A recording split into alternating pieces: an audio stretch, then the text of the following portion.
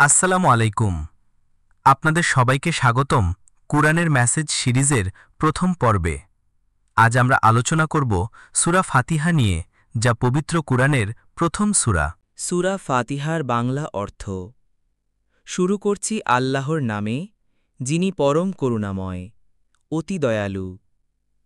সকল প্রশংসা আল্লাহর জন্য, যিনি সকল সৃষ্টিজগতের প্রতিপালক।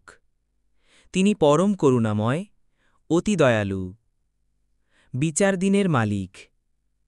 আমরা একমাত্র তোমারই ইবাদত করি এবং শুধুমাত্র তোমারই সাহায্য প্রার্থনা করি।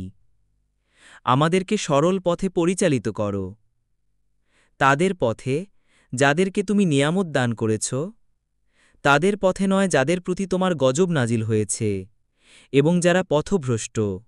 সূরা ফাতিহার সারাংশ।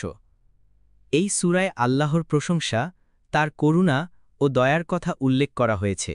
এটি একটি দোয়া যেখানে আমরা আল্লাহর কাছে সরল পথে চলার হেদায়েত চাই। এই সূরায় আমরা স্বীকার করি যে একমাত্র আল্লাহই আমাদের ইবাদতের যোগ্য এবং তিনিই আমাদের সাহায্যকারী। প্রিয় দর্শক, আজকের এই আলোচনা এখানেই শেষ করছি।